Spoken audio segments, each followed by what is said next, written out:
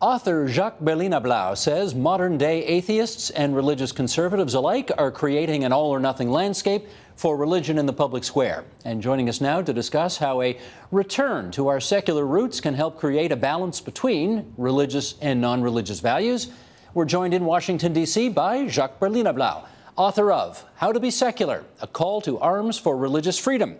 And Professor, it's awfully good of you to join us on the line from D.C. How you doing today? I'm great. Thank you, Steve. I just want to start with what seems like an obvious thing, but you spend a lot of time in the book just trying to define what secular means, since there seems to be quite a bit of disagreement in society about what it does mean. When you use the term, what are you saying?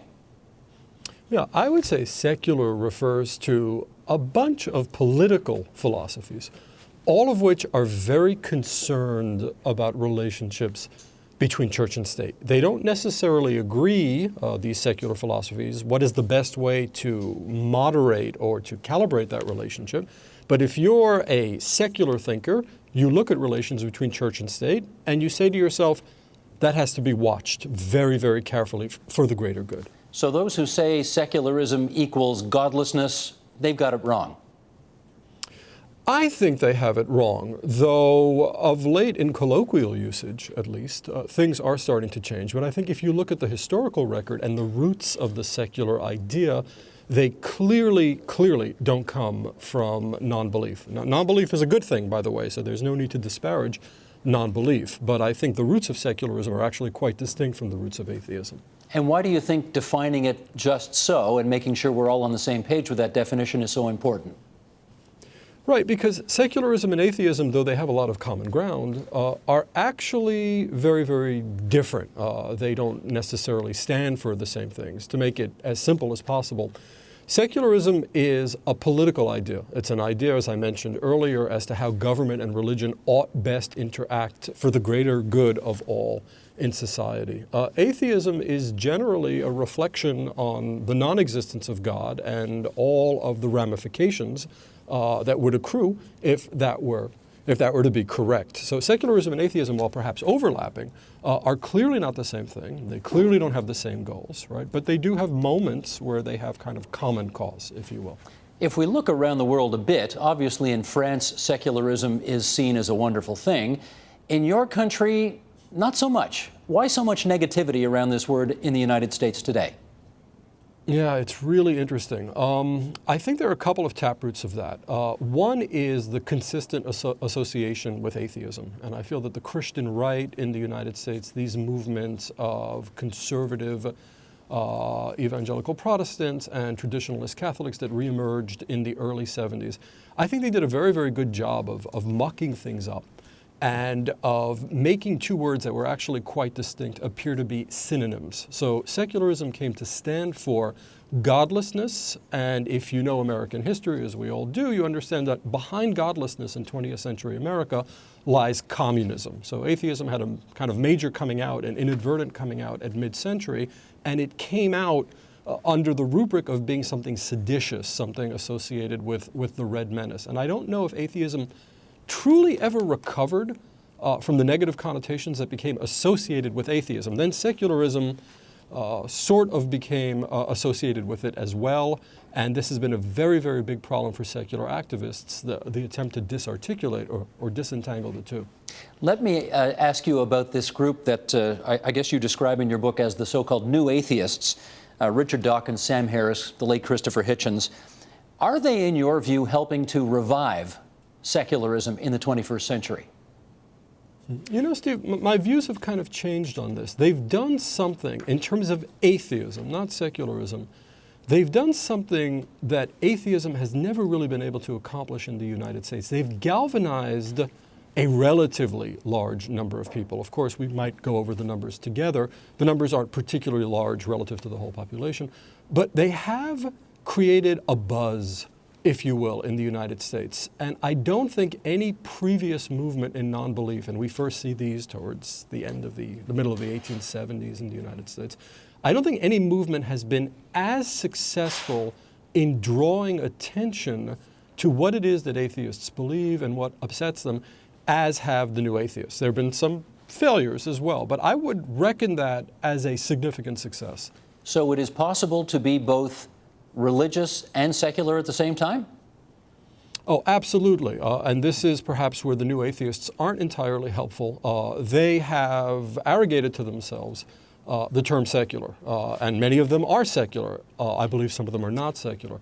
How is it possible to be religious and secular at the same time? Well, my work demonstrated that the origins of the secular idea lie in Christian political philosophy, that those who were initially most concerned about these relationships between what was then called the civil and the ecclesiastical authorities were Christians, starting surprisingly with Martin Luther in the 16th century. So the idea that one ought to be very cautious about mingling government and religion is fundamentally, I would say, a Christian intuition. Some of the heroes of secularism in the United States are groups like Baptists, who were very, very committed to what we would call separationism up until extremely recently. Jewish Americans in the mid-20th century played a heroic role in the advent of secularist worldview in the country. So I think it's really a mistake to assume that one can't be secular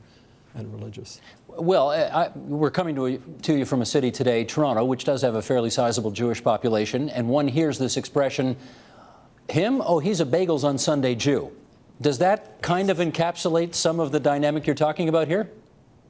Right. Well, we Jews, we invented being secular Jews. And what I try to argue in my book is that there's a way of being religious and secular which encompasses what I call the grand secular virtues. And let me just tell you quickly what I think some of those great virtues are. And I think Jews are very, very good at this for a variety of cultural and historical reasons. Moderation in religion, loving God but not getting overwrought.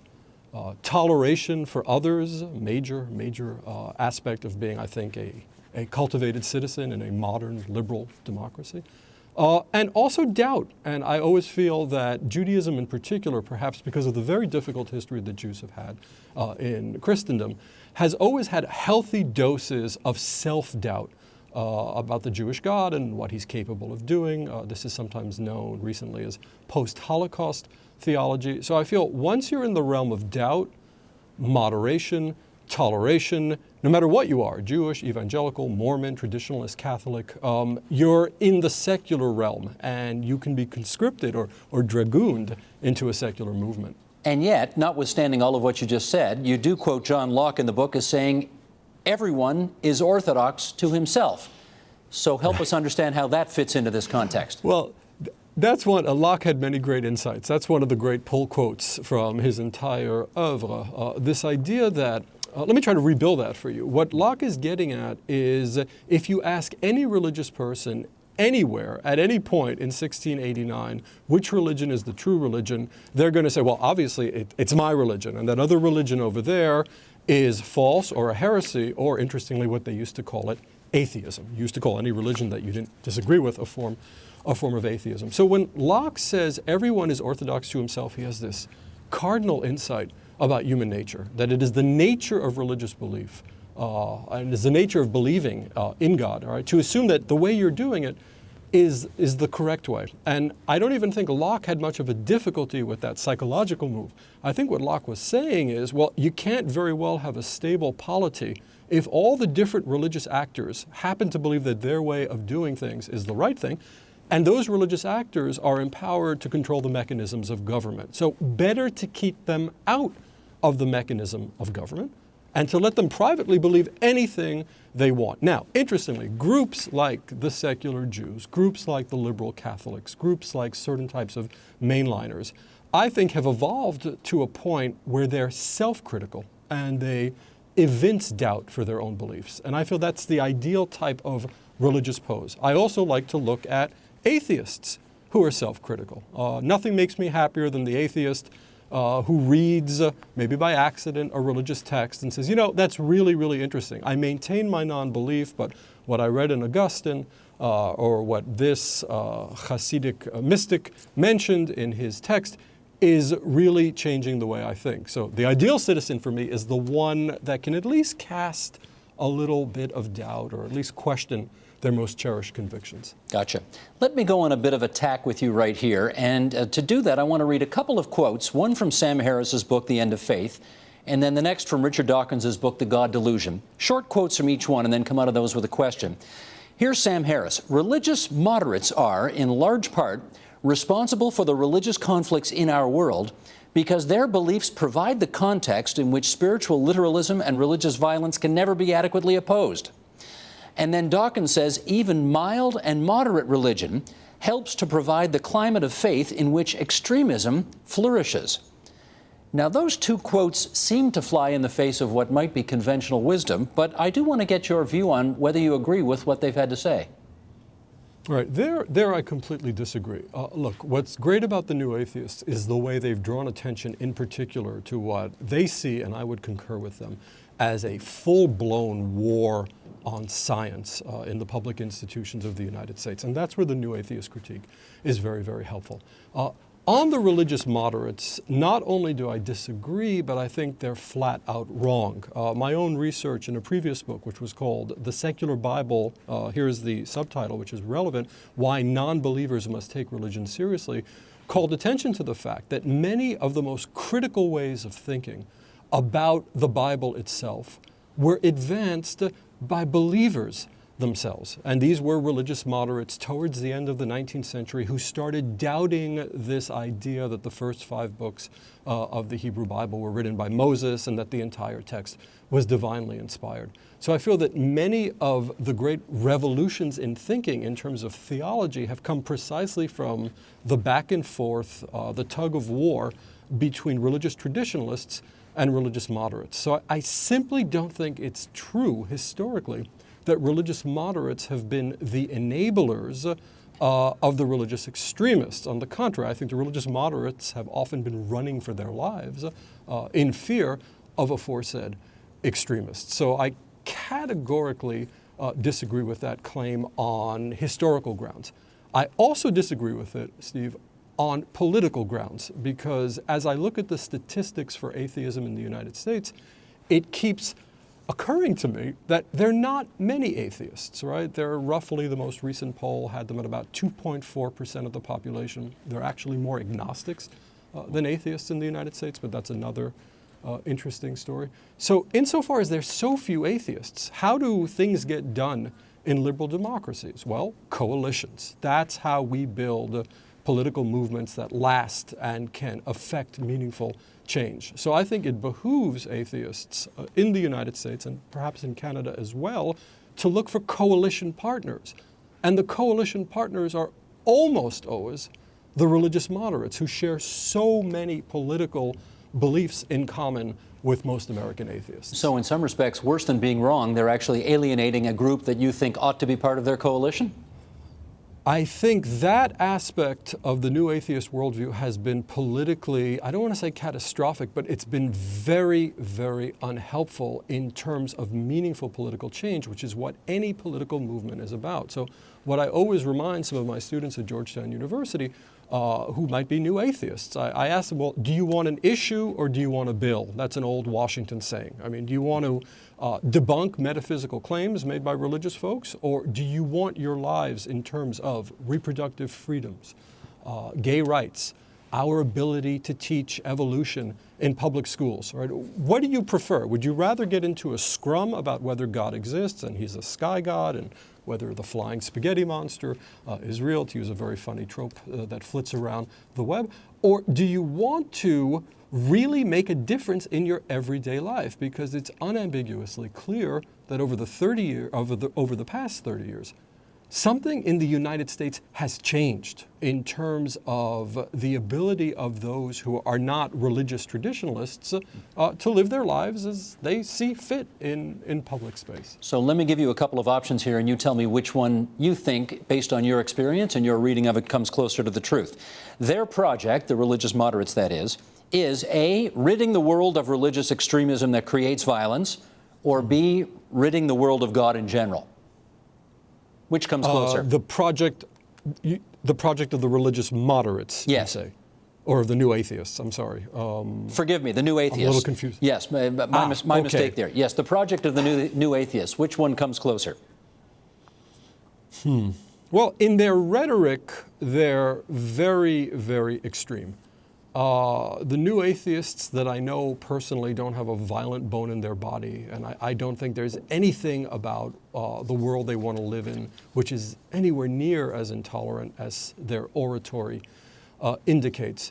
I think what the new atheists are really after is to push things back to where they were in the 60s and 70s, at least in terms of domestic public policy. I think that in and of itself is a healthy impulse. I think they're very interested in the way science is taught in public schools and the degree to which science can become a driver of public policy debates. I think at core, this is what they're after. The problem is that the rhetoric increasingly serves as a barrier to achieving that end because it so alienates the religious moderates, the religious mainstream, I would say the largest part of this country religiously, that probably agrees with the new atheists on, right down the line, on a variety of issues of concern to them. Okay, in our remaining moments here, let me get you to weigh in on, forgive me, what may be a bit of a tired debate for you, but I know this comes up all the time and I really like to hear you address it. New atheists, of course, rightly point out that so much misery has taken place in this world, quote unquote, in the name of religion. That said, there has been a lot of misery in this world as well under the banner of so-called secular states, Nazi Germany, the USSR, China, etc. Admittedly, that is a very black and white way of putting things, but could you make the case when you look at that as to why one would want to live in a secular society? Yeah, Nazi Germany, I'd push back a little bit there, Steve. I don't think that's a classic secular state. I think we come much closer to finding the DNA, right, the secular DNA, when we look at Soviet states and their kind of successor states. So I think they're there as well. What's curious to me about the new atheists is let's grant the wish they have that religion would disappear. Surely they don't mean to say that all our problems would be solved, that hunger and poverty would be resolved, that there'd be no more internecine strife amongst human beings. So there is a sort of utopian dimension to their view of what will happen if and when, and that's an awfully big if and when faith disappears. This is the part of the critique which is not particularly convincing to me. I wish their critique would go something like this. In the United States, over the past couple of decades, a certain type of religion, which we refer to as traditionalist religion, has come to occupy a place in American public life which is almost out of proportion to its size. And that place is very, very injurious to the civil rights of the majority of Americans. And what all atheists and what all religious moderates have to work towards together is pushing them back, right, is recreating an America in which one particular religious worldview doesn't come to dominate our discussion of what is right and wrong, what is good and bad, as much as it presently does. I would prefer that to be the proper atheist, and here I mean secularist project. Do you think secularism, as you have defined it in your book, can be revived in your country for the 21st century?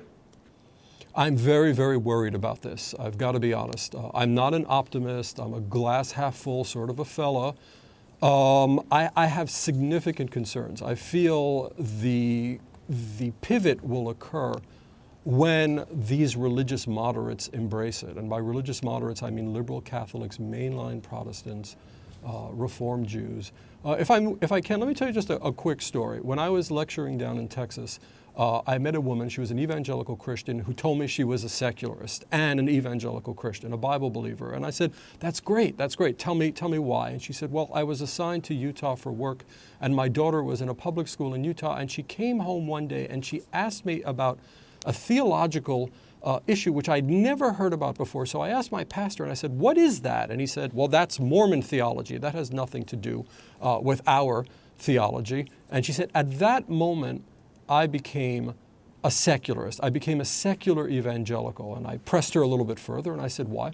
And she said, because I understood the corrosive power of the state to inflict or impose religious worldviews on those who do not share them, such as my evangelical Christian daughter in a majoritarian Mormon school. So when I try to celebrate the future of secularism. And when I try to tell people this is what's in it for you, I've boiled it down to a little slogan: secularism, freedom from religions you really don't like. So maybe we need a world that has more secular Muslims, secular Christians, secular Jews, secular atheists. Is that what you'd like to see? That's the market. Yeah, that's the market I'd like to break into, though I acknowledge it's an uphill battle. It's extremely, extremely difficult. Well, we thank you for coming on TVO tonight and trying to make the case. How to be secular, a call to arms for religious freedom. Jacques Berlinerblau, or if you like, Berlinerblau. So glad you could join us from Washington, D.C. tonight. Thanks so much. Thank you so much, Steve. Support Ontario's public television. Donate at tvo.org.